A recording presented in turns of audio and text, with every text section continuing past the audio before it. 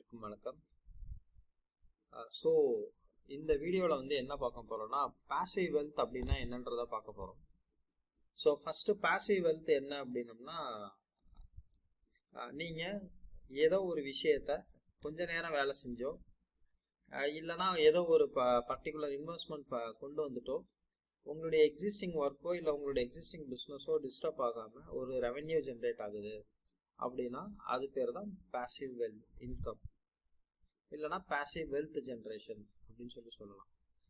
So அதாவது நான் வந்து எந்த வேலையும் பெருசாக இதுக்காக செய்ய மாட்டேன், செய்யாமல் எனக்கு ஏதோ ஒரு பர்டிகுலராக ஒரு ரிட்டர்ன் கிடச்சிது அப்படின்னோம்னா அது பேர் passive wealth in terms. So இந்த பாசிவ் வெல்த்தில் மேஜராக ஒரு 3 விஷயம் ஃபோக்கஸ் பண்ணுவாங்க. என்ன வந்து பார்த்தீங்கன்னா, இந்த கிளாசிக்கான ஒரு பிஸ்னஸ் தான் அது. ஒன்று கோல்டு வாங்குவாங்க, ஃபர்ஸ்ட் ப்ரியாரிட்டி. ஏன் கோல்டு வாங்குறாங்க அப்படின்னம்னா, அது உங்களோட சைஸுக்கு தகுந்த மாதிரி நீங்கள் வாங்க முடியும். ஸோ அதுக்கு லிமிட்டேஷன் இல்லை. இன்றைக்கி வந்து ஒரு 10,000 ரூபா இருக்குது அப்படின்னம்னா ஒரு கிராம் கோல்டு வந்து வாங்கிடலாம், இல்லை ஒரு 1.5 கிராம் கோல்டு வந்து வாங்கலாம். ஸோ திரும்ப நாளைக்கு இல்லைனா ஒரு 20 டேஸ் கழிச்சு இன்னொரு இன்கம் வருது அப்படின்னம்னா அப்போ இன்னொரு ஒரு 10,000 இல்லை ஏதோ கிடைச்சதுன்னா நீங்கள் அதை ஃப்ராக்ஷன் பண்ணி வாங்க முடியும். ஸோ அதுதான் பாசிவ் வெல்த் ஜென்ரேஷனில் கோல்டுக்கு வந்துட்டு ஒரு பெரிய இடம் எப்பயுமே இருக்குது. அதுவும் இல்லாமல் அதோட வேல்யூ அப்படிங்கிறது எப்பயுமே ஏறிட்டே இருக்குன்றதுனால மோஸ்ட் ஆஃப் த பீப்புள் வந்துட்டு கோல்டில் இன்வெஸ்ட் பண்ணுறத ஒரு ஹேபிட்டாக வச்சுக்கணும். ரெண்டாவது டைப் அப்படின்னு சொல்லி பார்த்தோம்னா ரெண்டிங் ஹோம். இது வந்து பெரிய இன்வெஸ்ட்மெண்ட் இருக்கும், பட் ஆனால் உங்களுக்கு பார்த்தீங்கன்னா ரிட்டர்ன் வந்துட்டு இன்வெஸ்ட்மெண்ட்டுக்கு ஈக்குவலாக வருமானம் வராது, ஆனால் ஒரு அசட் பில்டிங்காக இருக்கும். ஸோ இன்றைக்கி ஒரு இடம் வாங்கி அதை வீடு கட்டி வாடகைக்கு விட்டீங்க அப்படின்னோம்னா ஒரு இன்ட்ரெஸ்ட் வரும். அந்த இன்ட்ரெஸ்ட் மாதிரி ரெண்ட் வரும். அந்த ரெண்ட்டை யூஸ் பண்ணி நீங்கள் உங்கள் லைஃப் ஸ்டைலை லீட் பண்ணிக்கலாம். ஸோ இது வந்து செகண்ட் கேட்டகரியில் வருது. இது ஏன் செகண்ட் கேட்டகரி அப்படின்னோம்னா, ஒரு சைடு லேண்டோட ப்ராப்பர்ட்டியும் அப்ரிஷியேட் ஆகும், அட் த சேம் டைம் வந்து உங்களுக்கு ஒரு ஜென்ரல் இன்கம்ன்றது ஒன்று வந்துகிட்டு இருக்கும். ஸோ அதை நீங்கள் யூட்டிலைஸும் பண்ணிக்க முடியும், அட் த சேம் டைம் சேஃப்டியாகவும் இருக்க முடியும். அது வந்து பாசிவ் இன்கம்ல செகண்ட் கான்செப்ட். மூணாவதாக சொல்லி என்ன இருக்குன்னு பார்த்தீங்கன்னா ஃபிக்ஸட் டெபாசிட். அந்த ஃபிக்ஸட் டெபாசிட் அப்படிங்கிறது பார்த்தீங்கன்னா லோ இன்கம், ரொம்ப கம்மியானதாக வரும், பட் ஆனால் ஹை ஸ்டாண்டர்ட் ஆஃப் சேஃப்டி. ஒரு பேங்க்ல போய் எஃப்டியோ இல்லை ஆர்டியோ போட்டுட்டீங்க அப்படின்னோம்னா அவன் ஒரு வருஷத்துக்கு இவ்வளோன்னு சொல்லிட்டு இன்ட்ரெஸ்ட் தருவாங்க. ஸோ இன்னைக்கு பேங்க்ல பார்த்தீங்கன்னா ஒரு 6% வரைக்கும் இன்ட்ரெஸ்ட் பே பண்ணுறாங்க.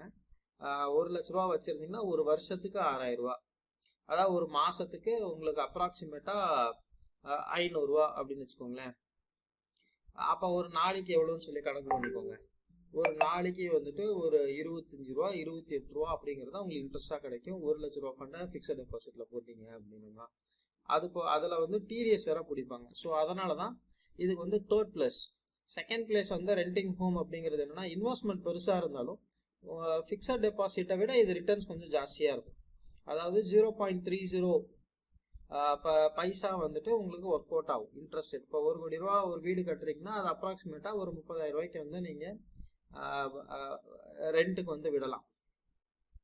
ஒரு ட்ரிபிள் பெட்ரூம் ரூம் இருக்கு அப்படின்னம்னா ஒரு 30,000 ரூபாய்க்கு வந்துட்டு நீங்கள் அதை ரெண்ட்டுக்கு விடலாம். இதே வந்து நீங்கள் கம்பேரிட்டிவ்லி ஃபிக்ஸட் டெபாசிட்ல போட்டீங்க அப்படின்னம்னா இவ்வளோ இன்ட்ரெஸ்ட் வந்து கொஞ்சம் கம்மியாக தான் வரும். 1 கோடி ரூபா போகிறதுல ட்ரிபிள் பெட்ரூம் ஒரு 50 லட்ச ரூபா போட்டோம் அப்படின்னம்னா உங்களுக்கு இந்த ரேட் ஆஃப் இன்ட்ரெஸ்ட் வந்துட்டு கிடைக்கலாம். அட் த சேம் டைம் வந்துட்டு மணி வேல்யூ வந்து இறங்கினாலும் ஏறினாலும் பிரச்சனை இல்லை, அசட் வேல்யூ ஏறிக்கிட்டே தான் இருக்கும். ஃபிக்ஸட் டெபாசிட்ல இருக்க ப்ராப்ளம் என்னன்னா, நீங்க 5 வருஷத்துக்கு முன்னாடி போட்ட 1 லட்ச ரூபாவும் இப்போ அந்த 1 லட்ச ரூபாவும் ஒன்றும் கிடையாது. அது கொடுக்குற இன்ட்ரெஸ்ட் ஈல்டு வந்துட்டு உங்களோட இன்ஃப்ளேஷன் ரேட்டோட மேட்ச் ஆகாது. ஸோ பணம் சம்பாதிச்சு தரது ரொம்ப கம்மியாக இருக்கும், ஆனால் லிக்விடிட்டி இருக்கும், வேணுங்கும் போது எடுத்துக்கலாம் செஞ்சுக்கலாம் அந்த மாதிரி. ஹோம் பொறுத்த வரைக்கும் பார்த்தீங்கன்னா ரெண்டிங் ஹோம் பார்த்தீங்க அப்படின்னா வீடு கட்டி வாடகைக்கு வர்றது வந்துட்டு நீங்கள் பல்காக ஃபண்டு வேணும்னு வச்சிங்கன்னா உடனே புரட்ட முடியாது. ஸோ அதெல்லாம் ஒரு டிஸ்அட்வான்டேஜ்னு வச்சுக்கோங்களேன். கோல்டை பொறுத்த வரைக்கும் என்னன்னா, இதெல்லாம் ஒரு ரெண்ட்டுன்னு சொல்லி வருது, அதில் வந்து அப்ரிசியேஷன் காஸ்ட் மட்டும்தான் இருக்கும்.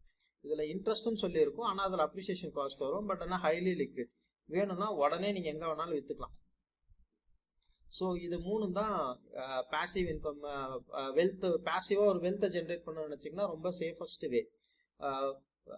ஒரு ஒரு சர்டன் ஸ்டேஜ் ஆஃப் இதை எவ்வளோ சீக்கிரமாக ஆரம்பிக்கிறீங்களோ அவ்வளோ சீக்கிரமாக உங்களுக்கு வந்து ரிட்டர்ன்ஸ் வர ஆரம்பிச்சிக்கும்.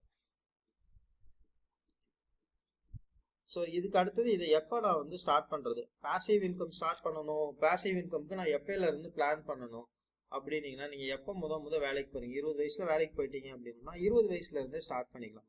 ஸோ 20 வயசுலேருந்து நீங்கள் பேசிவ் இன்கம்க்கு உண்டான ஒர்க்கை பார்த்துட்டு ஒரு வெல்த்தை ஜென்ரேட் பண்ணி வச்சுட்டீங்க அப்படின்னம்னா உங்களுடைய ரிட்டையர்மெண்ட் லைஃப் வரைக்கும், உங்கள் ரிட்டையர்மெண்ட்டுக்கு அப்புறமும் அது பெருசாக வளர்ந்துடும். ஸோ ஏன்னா பேசிவ் இன்கமில் முக்கியமாக இருக்கிறதே அந்த காம்பவுண்டிங் எஃபெக்ட் தான், காம்பவுண்ட் ஆகிட்டே இருக்கும். ஸோ எவ்வளோ சீக்கிரமாக ஒரு விஷயத்த நீங்கள் செய்ய ஆரம்பிக்கிறீங்களோ அதை வந்து அவ்வளோ பெருசாக அது வளரப்போகுது அப்படின்றது அர்த்தம். ஏன் 20 இயர்ஸ்ன்னு சொல்கிறேன்னா, நீங்கள் வந்து ஒரு ஸ்டேபிளாக ஒரு ஜாபில் போய் இருந்து ஒரு சேலரி கிடைக்குதுன்னா அந்த சேலரியை வந்து நீங்கள் இப்போயே இன்வெஸ்ட் பண்ண ஆரம்பிச்சிடலாம். ஸோ இன்வெஸ்ட் பண்ணுறீங்கன்னா குட்டி குட்டியாக அசோஸ் ஜென்ரேட் பண்ணுறீங்கன்னு அர்த்தம். ஒரு எக்ஸாம்பிள் சொல்லணும்னு வச்சுக்கோங்களேன். ஒரு 2 வருஷத்துக்கு முன்னாடி ஒரு ஆள் 2.5 லட்ச ரூபா சேலரி வாங்குறாரு. அந்த 2.5 லட்ச ரூபா சேலரியை வந்துட்டு அதில் 50% வந்து அவர் கோல்டுக்கு போடுறாருன்னு வச்சுக்கோங்க. அவர் எவ்வளோ கோல்டு வாங்கியிருப்பாரோ அது ஈக்குவலாக இப்போ கோல்டு வாங்க முடியுமானா முடியாது. ஸோ அப்போ நீங்கள் ஃபஸ்ட்டு எவ்வளோ சீக்கிரமாக ஆரம்பிக்கிறீங்களோ அவ்வளோ சீக்கிரமாக உங்களுக்கு வந்து ரிட்டர்ன் வந்து கிடச்சிட்டே இருக்கும். இந்த பேசிவ் இன்கம்ல முக்கியமான கான்செப்ட் பார்த்தீங்கன்னா கோல்டு வாங்குறதுக்கு. ஸோ எக்ஸ்என்எஸ்ன்றது ஸ்பாட் மார்க்கெட் கோல்டு ட்ரேட் பண்ண கொடுக்குற ஒரு புரோக்கிங் கம்பெனி. இவங்க வந்துட்டு வெரி லோ ஸ்ப்ரெட்டில் வந்துட்டு லோ காஸ்ட்ல லோ கமிஷனில் வந்துட்டு உங்களை அலோவ் பண்ணுறாங்க. அன்லிமிட்டட் லிவரேஜஸ் எல்லாம் இருக்குது. நீங்கள் ஃப்ரீ டெமோஸ் வந்து இதில் ட்ரை பண்ண முடியும். ஃப்ரீ டெமோ ட்ரை பண்ணணும் அப்படின்னம்னா இந்த கியூஆரை ஸ்கேன் பண்ணிக்கோங்க. ஸ்கேன் பண்ணி லிங்க்ல போய் ரிஜிஸ்ட்ரேஷன் பண்ணிட்டீங்கன்னா உங்களுக்கு ஃப்ரீ டெமோ அக்கௌண்ட் ஓப்பன் ஆயிரும். ஸோ ஃபர்தராக கோல்டை எப்படிலாம் ட்ரேட் பண்ணணும் அப்படிங்கிற டீட்டெயிலை வந்து அப்கமிங் வீடியோஸில் நான் உங்களுக்கு அப்டேட் பண்ணுறேன். தேங்க்யூ. நாங்கள் வந்து என்ன பண்ணுறோம் அப்படின்னம்னா ஆல்கோ ட்ரேடிங் அப்ளிகேஷன்ஸும் இஏ பில்டிங்கும் செஞ்சு கொடுத்துட்ருக்கோம். பாஸ்ட் 15 இயர்ஸாக ஃபீல்டில் இருக்கும். ஸோ உங்களுக்கு உங்களுடைய லாஜிக்ஸை வந்துட்டு ஆட்டோமேட்டிக்காக பாட்டாக கன்வெர்ட் பண்ணணும் அப்படின்னம்னா என்னை காண்டாக்ட் பண்ணுங்கள், வாட்ஸ்அப் பண்ணுங்கள். உங்களுக்கு டீட்டெயில்ஸ் எல்லாத்தையும் நான் எக்ஸ்பிளைன் பண்ணுறேன். தேங்க்யூ.